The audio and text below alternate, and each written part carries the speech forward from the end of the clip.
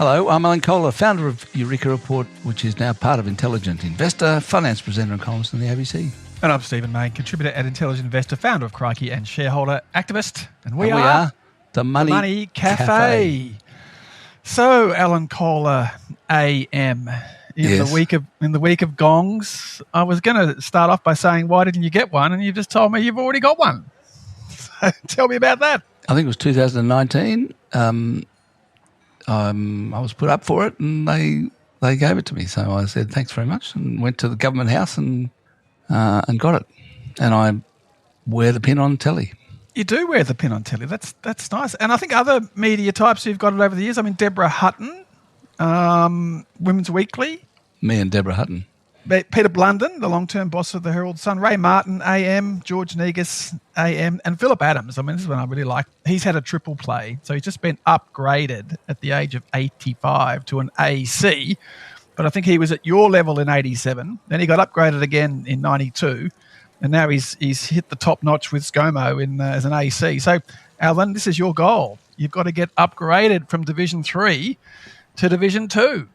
So do you have to be? Do they just do that, or do somebody have to put you up for it? Do you know? Well, you're better placed to explain the system than me, Alan. I've heard of all sorts of campaigns and people involved. Like, did you know it was coming, or was it a total shock? Well, I knew. I think I'm pretty sure I knew that I was put up for it, but I didn't know whether they'd agree to it or not. Yeah. So anyway, yes. So a few friends kind of supported it, and it was all very nice. Very good. And your friend Paul Keating is the only Prime Minister who hasn't got an AC because he refuses to accept it. Well, he said why should he get an award for doing his job? And look, I mean, you could argue that that's something that I should say as well, because I just got it for doing my job. I got it for services to. Everyone says, isn't Keating great? But it undermines the whole system, because he's just saying, I don't think it's worth doing, whereas every other PM gets it. And so people whinging about ScoMo getting one, I thought, well, it's standard for PMs and premiers to be AC. So why do we bang on about it as if it's a terrible thing every year? Well, it's just an opportunity for everyone to have a go at Scott Morrison again. Don't come up very often. Here it is. Let's there he is. Favourite punching bag, rip into him. Exactly. That's what it's about. Yes. Now, staying with non-business things, what do you think about the ABC ditching Q&A and Channel 10 ditching The Project? I mean, what are we going to lose next? The Money Café? We're losing all these famous shows. Why? Iconic shows like the Money Café. Yes. Well, obviously there's two different things here. One is a commercial decision, and the other is a God knows what decision at the ABC. I don't know what. Col Samaras tweeted this morning that the decision about The Project is not about ratings. It's about the broadcasters generally desperately trying to remain relevant to young people who are no longer watching linear TV on appointment times, like sitting down at whatever time it was to watch the Project. They're all watching stuff that is at the time that they want, which is true. Fair enough. I mean, but that doesn't stop. They've still got to put something to wear on a Monday night. Like, that's right. I think I did Q&A 5 times over the years. You would have been on a few times yourself. Yes, I did. Yep. I thought it was great. I mean, I was sitting with people like Dutton and Plibersek, Joe Hockey, Penny Wong, and all these politicians, and they're getting grilled. Mark Dreyfus, and it was just great for national accountability. I mean, I used to love those Q&As where the Prime Minister or the opposition leader get up for an hour and have to strut their stuff. It's so important for our politics. For me, that's the biggest loss. Is you want to keep the politicians honest and have a good detailed discussion, and if you can get through Q&A, I mean, I don't do it anymore because it's just too terrifying. And it is a great test of a politician's mettle, how you perform on Q&A. And if we lose this, it detracts from our civic society and political accountability. Anyway, we better move on to financial matters. And the share market's at a record high. It's up again this morning, I think, it was only 0.1%, but still up again this morning. Incredibly strong market. It's really something. I don't get it. I'm selling. I've sold 11 parcels this last 3 days. I just think it looks ridiculously overvalued, and I think with the whole AI boom in the US, it feels like March 2000, top of the dot-com bubble. I mean, Facebook's just spent $14 billion buying a startup into a AI startup called Scale AI for 49%. I mean, it's just out of control. Yeah, the market's expensive, that's for sure. Both the Australian market and in particular the US market, very expensive, well above average valuation. So, it's just hard to justify. You look at something like Commonwealth Bank, which is now worth $300-something billion, and it's gone up 25% in not very long, right? Just in the last couple of months, I think. And it was already expensive before it went up 25%, and all the brokers were recommending a sell. So, and the other big four are worth collectively $323 billion this morning. So the big four between them are at $626 billion, and that's they dominate the top 10 in Australia. I mean, Australia is just big financial companies, and if you look at the US at the moment, I mean, Broadcom, chip manufacturer. Market cap US 1.2 trillion. It's just gone past Berkshire Hathaway. So, and then you got Microsoft and Nvidia both at 3.5 trillion. Swapping the most valuable title every other day. Where are our big AI stocks, our tech stocks? I mean, people are getting excited about new floats at the moment. Virgin, okay, classic duopoly play. US private equity firm cashing in at the top of a bubble, and Gem Life, which is raising $800 million. Residential retirement living in Queensland, So where's our big tech stocks, Alan? Yeah, well, we don't have many, that's for sure. This is not a technology place. But it's interesting that on Tuesday, Albanese announced, the Prime Minister announced a roundtable on productivity would take place in August. And already the unions are starting to put some flags in the ground saying that we want the thing to be about sharing the benefits of AI. So it's kind of, to some extent, I think this roundtable and the whole productivity debate is going to be about sharing who gets the benefits of AI. How is that shared in particular between companies and the unions? It's the great trade-off between dynamism and decency, Alan. And, the Australia and the left broadly will always go with the decency angle, and the US with their, brutal competitive capitalist system will always go with the dynamism model, which leaves people behind but has amazing entrepreneurship and creativity. And, yeah, I mean, I worry that we're not doing enough with AI. In terms of capturing the value from a dynamism entrepreneurship point of view. But equally, you've got to worry about the massive downsides of huge job losses from AI, which gets back to that decency, fairness element that the unions will always push with the productivity discussion. I remember driving taxis during a 6-week strike in, I think it was 1980, and it was a 6-week strike by the Journalists Union against, or to share the benefits of technology, which was the introduction of, computerized typesetting for the first time. And we were on strike for 6 weeks. And you were literally driving taxis to pay the rent? That's right. God, they're different times, aren't they? Well, I had a mortgage. Wasn't there a union fighting fund to look after you? Obviously not. Well, no, not enough of one anyway. I mean, I didn't. There wasn't any sign of it when I was. Anyway, I think in the end we got a 6% pay rise, but that was kind of peanuts in terms of what the benefits to the companies was of the technology. I mean, mind you, every time there's extra technology in publishing, the deadlines come forward. So the deadline for the first edition used to be midnight. Now it's about 5 p.m. Yes. Well, I mean, there's not going to at some point we're not going to have newspapers at all in the morning. So yeah. Anyway, that's another discussion. But and I suppose we better just deal with the latest Trump chaos in the US, I'm not sure that the market's too concerned about it. It's interesting, there's kind of the National Guard's been deployed in Los Angeles, 700 Marines, and the market doesn't really mind. It's fine, whatever. Yeah, well, it's where it works for Trump. He hits his hottest issue, immigration. It works for Gavin Newsom. He's standing up to Trump and will, most likely be the Democratic candidate. Fox News is running vision of rioters, 20 hours a day. And the market just ignores it and powers on. So, it's... the China stuff is more interesting. I mean, they met in the UK, and Trump is saying, we've got a deal, 55% tariff, and the magnets are coming in.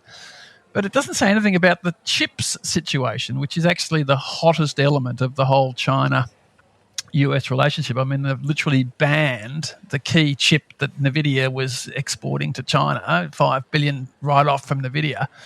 So there's no resolution of the chips situation with China, but supposedly they've knocked out a sort of a temporary trade deal. And then, of course, we've got the tariffs on July 9. They're all meant to come back on. What's he going to do? Kick it down the road again? Announce 27 trade deals with all these different countries, or is he going to be the taco man again and chicken out and just do another 90-day extension? I love the fact that in his announcement about the China deal on Truth Social, he says that we're getting tariffs of 55%, but they'll be paid for by Americans. I mean, it's amazing. He's kind of still trying to convince everybody that China's paying the tariff. Yeah, and that he's negotiated with China that they would give them a tariff of 55%, but actually it just goes on the prices. I mean, it's unbelievable that we've got this kind of disconnect going on. And then we've got the detente with Elon. He's tweeted that I went too far, and he's deleted his Epstein tweet and a couple other ones, his impeached tweet. And Trump says that he welcomes the backtracking by Elon. So, and Elon and Tesla shares are up 27% since they crashed 14% with the whole fallout. So it looks like we're not going to be getting the Justice Department getting sicked onto Elon and potentially damaging all his business interests. Yes. It's amazing stuff. Anyway. We better move on to questions. We've got a lot of them. Tons of questions. Before we do that, let's have a quick word from our sponsor. Want to take control of your financial future and sharpen your investing skills? InvestSMART's Bootcamp for Beginners is the perfect place to start. This flexible online course covers everything from the basics of investing to creating lasting wealth and building better money habits. Access on-demand videos for 3 months and learn at your own pace whenever it's convenient for you. Usually $99, Money Café listeners can save $50 with the code MONEY50. Head to investsmart.com.au/bootcamp and use Money50 to save big today. Okay, so first questions from Matt in Darwin. He says that come up to Darwin and record an episode here. Well, maybe. I'm not sure about that. But anyway, he's got a question on housing and interest rates. If house prices keep rising at the same rate they have for the past 30 years, about 6.4% annually, we'll see some staggering numbers in the next 30 years. And while that sounds crazy, we would have said the same in 1995, yet here we are. Debt levels keep rising. If rates return to 1990 levels, the economy can't handle it. So do you think we're heading towards a future where interest rates normalise around 1% with tiny 0.25% or even 1% shifts simply because, or 0.01% shifts simply because the scale of debt won't allow it? Interesting question, actually, because I think that we are getting to the point where monetary policy has much more impact now than it did in the past because of the level of debt that everyone's got. That's true. And also the enormous amount of money printing, both GFC and COVID, by central banks and governments around the world means that the governments themselves can't afford massively high interest rates on their enormous debts. Obviously 37 trillion US have been the biggest in the world. So I think Matt from Darwin's got a good point that interest rates will have to be low forever because of the electric fence impact normalising interest rates would have on all the debt, both in households and governments around the world. I mean, you can't go back to 17% like we had during Keating's recession we had to have, can you, in terms of mortgage rates? I mean, that would certainly bankrupt the banks and lots of Australians. Will have a big impact on the economy, that's for sure. As for whether house prices can just keep going up, well, you wouldn't think so. I mean, I don't know. I mean, I would have thought last year that the house prices couldn't keep rising, but they are. Last month they rose another 0.5%. I mean, that's an annualised rate of 6% again. I mean, so the house prices are rising once more by around about 6% per annum, which it's not sustainable. And what that reminds you, I think it just reminds us that house prices, or housing affordability is a function of repayments, not some sort of objective amount that a house is worth. Houses are worth what people can afford to pay given the level of repayments. And if interest rates come down, housing becomes more affordable. And if the stock of housing hits 11 trillion, which it now has, that is an enormous factor on the balance sheet of Australians in Australia and the whole wealth effect on the economy. And it's massively different from the US, which just hasn't had that enormous house price growth that we've had, and that's partly why there's so much anger in the US, because they don't feel very well off. Whereas in Australia, everyone looks at the value of their house and says, "Oh, I'm doing fine." Except for those trying to enter the market. Now, Claire says, long-time listener, thanks for the mix of insights and entertainment each week. We were fortunate to buy our home in Brisbane back in 2019, just before the market took off. But like many parents, I'm increasingly concerned about the housing prospects for the next generation, including our 3 kids. What are your thoughts on private schooling versus property? With 3 kids under 10, we're starting to weigh up a major long-term decision. Invest in private schooling, which could be $350K after tax across their school years, or redirect those funds towards a co-owned investment property that they could live in as young adults. So it's an interesting question. Do you do the massive private schools investment, or do you sort your kids' housing out using that same money? What do you reckon, Alan?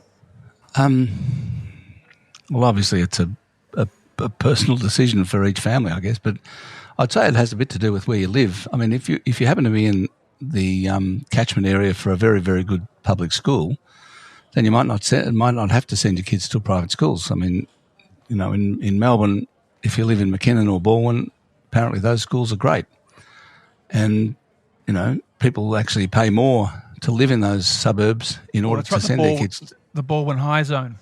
Balwyn High Zone or McKinnon High Zone. Extra $100,000 on your house value if you're in the zone. Well, that's right. People tend to pay more to live in those areas so they can send their kids to those schools. And I don't think it's just those 2 schools. So there's other good schools around. You need to sort of look at it. But yeah, so look, people are doing that as opposed to sending their kids to private schools. I don't know. I mean, I do think we're heading into a sort of a new era of people renting forever. That I think a lot of young people have given up on owning a house.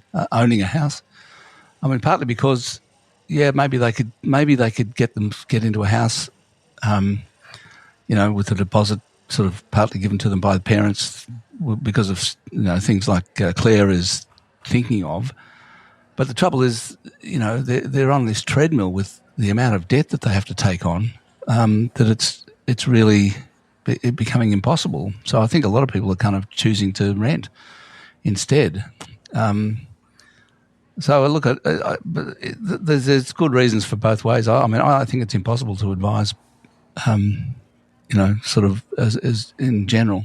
The tax system certainly points to the investment property side, because you get the negative gearing benefit whilst you're running it as an investment property, whereas private school fees you're paying with an after-tax dollars, and Correct. Maybe they should allow $10,000 per kid per year in tax deductions on your private school fees, because it's a cost of living hit, and a lot of people are up to the eyeballs in debt, partly because of those school fees.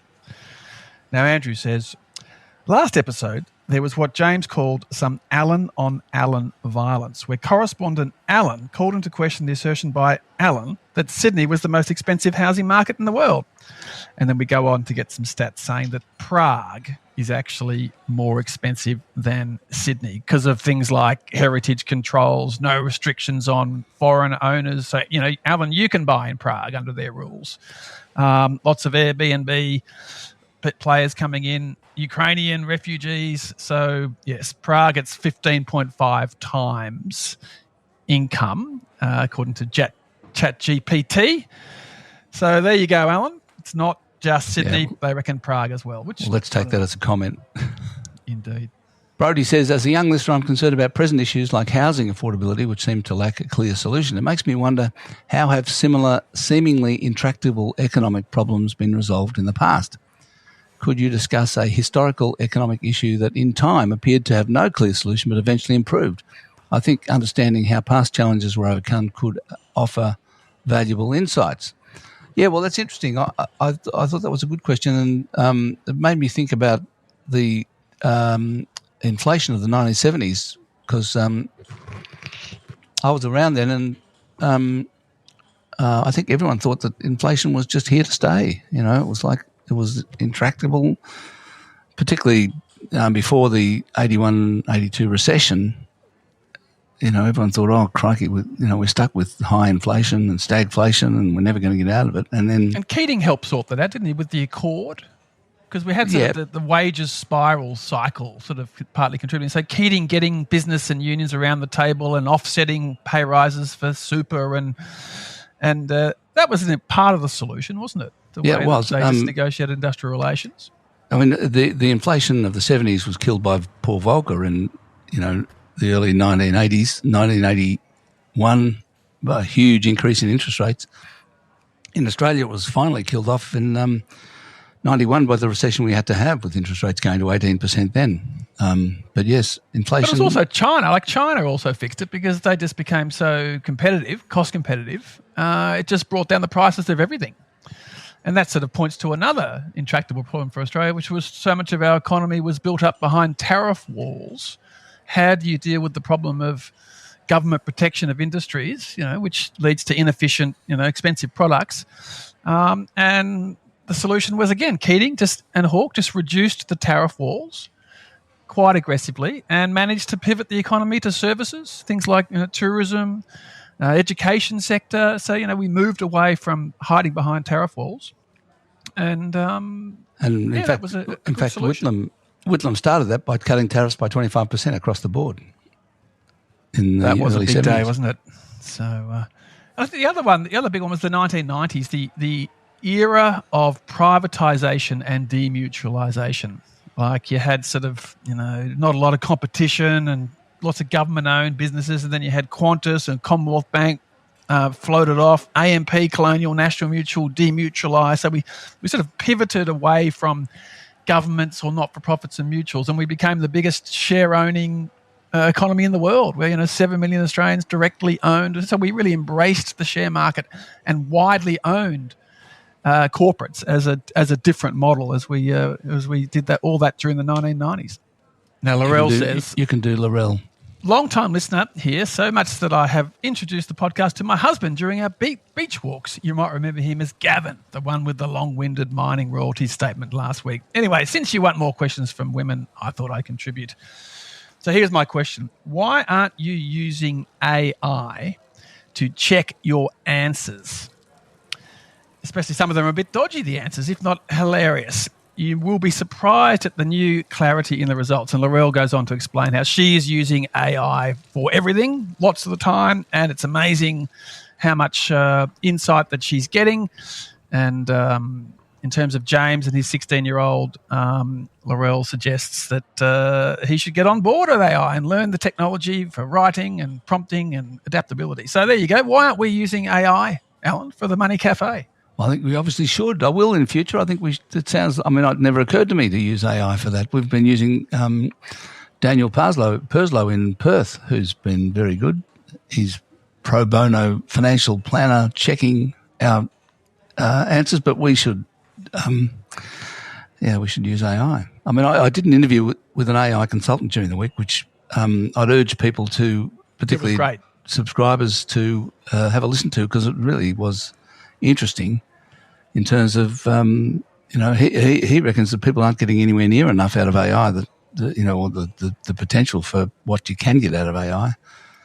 And he's got a little business where I think he's calling it Prompt Cowboy, where he's got a device or a software that helps you write the prompts, because it's all about using AI. It's all about getting the right prompt that gets the AI to give you gets the most out of the AI. So that's interesting.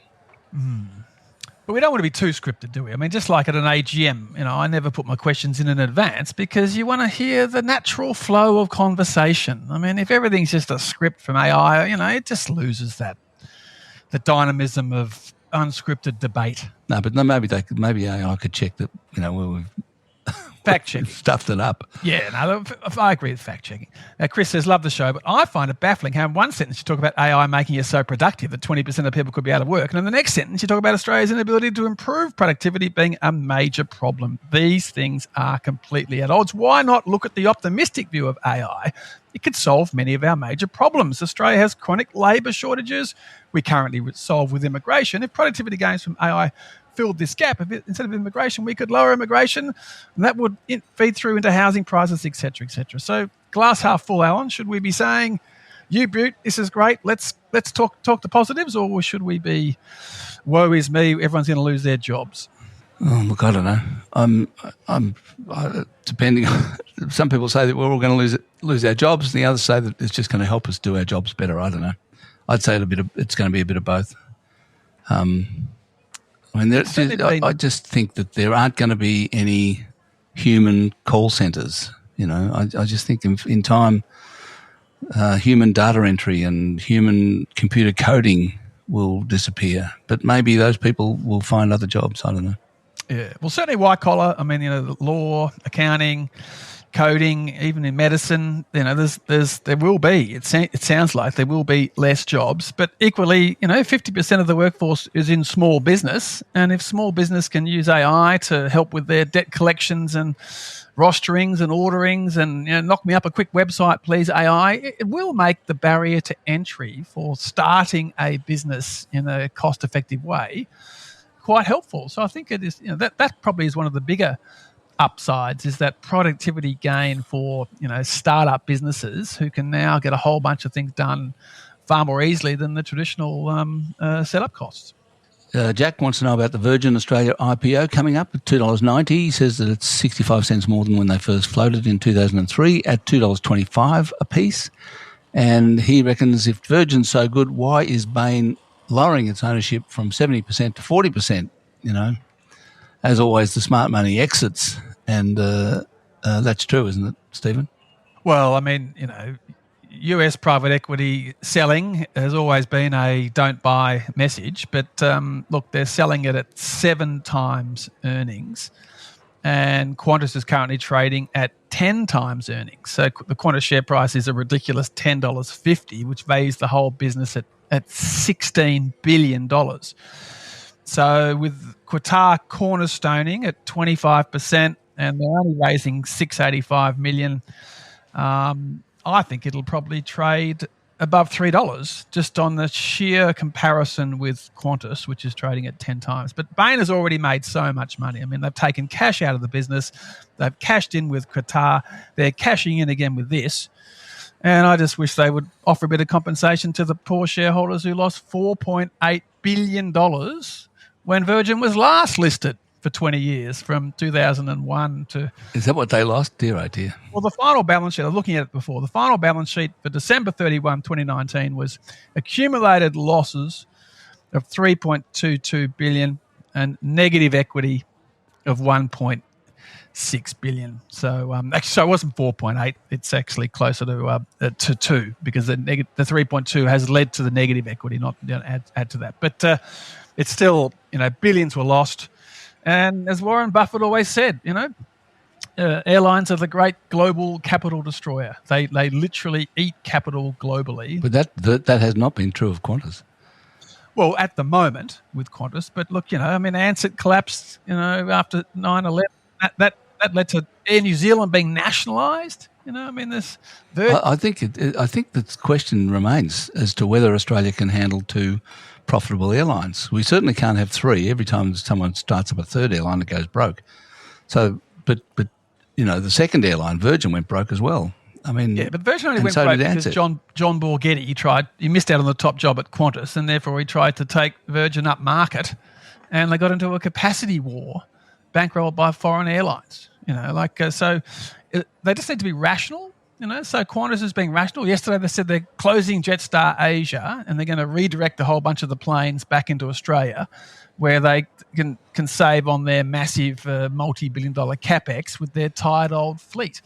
That is a rational decision by Qantas to not look at expanding overseas and to deploy capital sensibly. So as long as you get a cosy duopoly where no one's starting a price war or capacity war, it'll be the classic Australian duopoly where both sets of shareholders will do well until the next pandemic or oil shock or something happens that causes another crash. But I think it looks like it's good value. But, there's a lot of people who've lost money buying off private equity, so you've got to be a bit sceptical. Exactly. Julian says he is a gastroenterologist who's actually responding to the whole question about whether the private insurers should be able to buy HealthScope. And he points out that the Adney private hospital that we've been talking about, which is 49% owned by Medibank and the rest by various doctors and surgeons, that their business model of getting people to leave quickly, yes, that will work. But the same surgeons who own that hospital will send their more complicated patients to the other bigger hospitals. And Julian, the gastroenterologist, is concerned about giving the insurers too much influence over the system because they will have a bias against the more complex cases, and people will not be covered for the complex where you're in for a week or 2.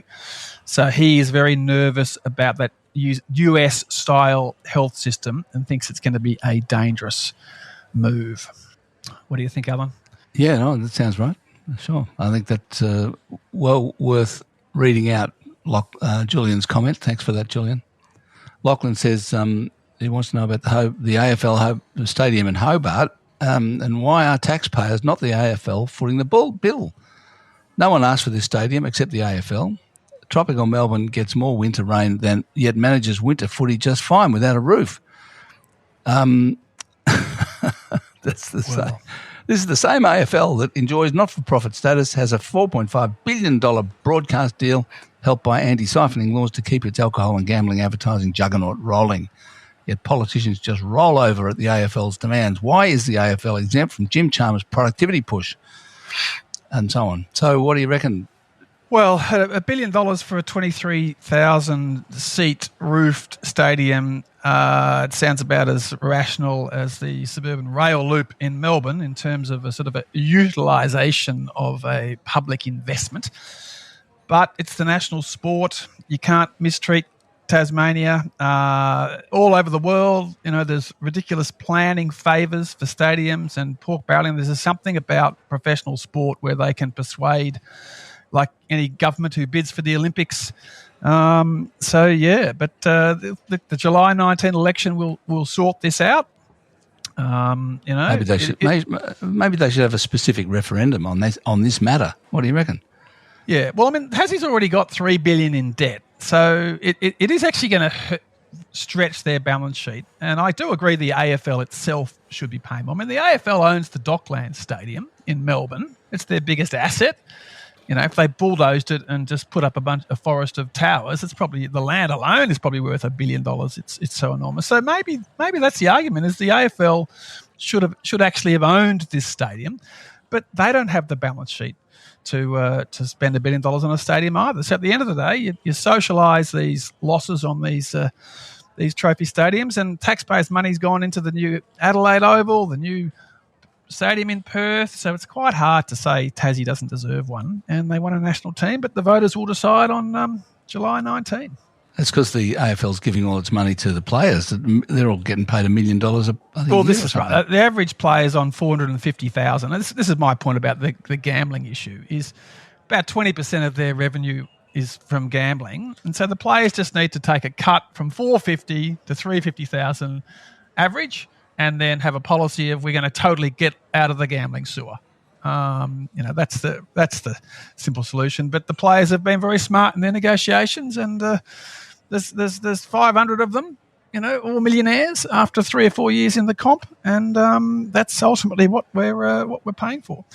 Now, Ryan says, why is more not being said or debated about the government's proposed one-off 20% HEX debt reduction that will cost Australia $16 billion? That's a lot of money that will largely benefit a select cohort of students who've recently graduated. It doesn't help future students, and it's a kick in the guts to anyone who worked hard and paid off the HEX. What do you reckon, Alan? I mean, it's tricky when you do a policy change like this because you're moving the goalposts and then people under the old system have been treated differently. So a one-off debt reduction is probably not great policy. It would be better just to maybe lower the overall HEX level going forward and spread it out over the totally forward agree. estimates. I think that, I agree that just one-off 20% reduction is a terrible policy, really. Come on. Just reduce it for everybody, not just for those who've currently got it. And you probably should have some sort of a hardship fund, which says anyone who actually paid more than 50 grand in HEX in the last 10 years can claim 5 grand back if they need it. Something like that, because it's creating two classes of people: those who pay full freight, and those who got the 20% one-off discount that was done as part of an election policy after heavy campaigning by the likes of Monique Ryan and many others. But it did work. I mean, it was popular with the youngsters, and Dutton probably should have matched it because he looked anti-young and anti-student with his refusal to match that policy. Yeah.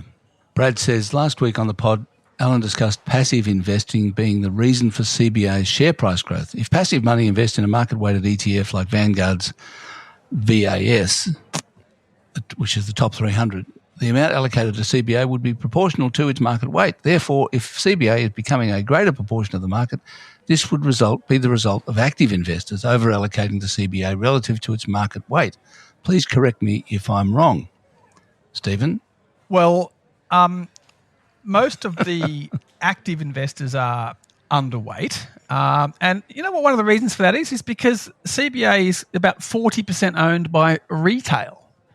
So retail investors love those franked dividends. And part of this issue does go to that whole franking system where it's massively tax preferred for the oldies if you pay franked dividends. But that doesn't explain why ANZ, which pays franked dividends, is only worth $89 billion, and CBA is worth $303 billion. So there's something about the market's assessment of CBA's ability to be the best at AI, be the best at tech, have a majority of the migrant market. I mean, they just seem to be performing better overall, and there's the halo effect of being number one. I also suspect there's a bit of capital gains tax in this because all those people who own Commonwealth Bank and have owned it Can't for a fair while, they don't want to sell because they don't want to cop the capital gains tax, which is quite a lot. And so that means that the ETF funds that have to match the index, which are matching the 100% of the CBA float, the amount that's listed, they've actually only got access to about half of it. So it's kind of there's a bit of a bottleneck in terms of what they can buy. And retail are not selling to the index funds because of the massive capital gains if they do. That That's actually right. might explain why stocks like Pro Medicus, Macquarie, Wesfarmers, Aristocrat, WiseTech and REA, there does seem to be this phenomenon of top stocks scooting way ahead of where they should be based on fundamental analysis. And you're right, that the bigger the capital gain, the more expensive it is to sell. And it's just sort of this feedback loop, partly tax-driven, and the thing just keeps going up and up and up. Ian says, most of us would be familiar with the government's smart money calculator. Start with X, add Y per annum, and compound to Z to fantasize about your 7-figure balloon payment in retirement. Is there one for the reverse? Start with an amount, draw down X per year, but compound at Z% to see how long a lump sum will last. Perhaps the boffins at InvestSMART could make one just for me. Now, you're on the InvestSMART investment committee, Alan. I'm sure this product is out there that you can see how long your lump sum will last as a pension, no doubt. But I'd say I'm not an expert on Microsoft Excel, but I'd say it's probably a formula in Excel. I don't know. AI would give you that answer pretty quickly, I would imagine, Ian. Exactly. Use AI, Ian. That's right. Yes. Now, we can't finish without doing Ian as well. A question for the populists. Why can a baby boomer use pre-tax dollars to save for their retirement, but a millennial has to use after-tax dollars to save for their first home, or even worse, tap into their super? Surely this is contributing to the generational wealth gap. Ian, you're absolutely right. There is massive generational inequity in the tax system, and the super point you've made versus the, after-tax dollars to buy your first home and to pay the school fees, etc., is it's not easy being in one of the countries with a very high reliance on income tax from workers and much lower taxes for the oldies, Alan. Would you agree? Yes, well, I've just recorded something for Sunday night's ABC talking about these issues, and I point out, I don't want to steal my thunder too much, but I do point out that other countries have an inheritance tax. We have an inheritance subsidy through super. That is absolutely correct. And someone's going to bite the bullet at some point and say that to offset the massive existing subsidies to the oldies through super and other means, we need to claw a bit back through an inheritance tax. Who will be brave enough to go with that one? Not the current mob, that's for sure. No, very cautious. Very cautious. All right, Alan Kohler AM, I think we're done. Thank you, Stephen. Thanks, everyone, for listening to today's episode of Money Café. I'll be back next week with James Thompson, as usual. Send in your question to themoneycafe@eurekareport.com.au, and we'll get to and read out as many as we can. Until then, I'm Alan Kohler, founder of Eureka Report, finance presenter and columnist for the ABC. And I'm Stephen Mayne, and we'll see you in a fortnight.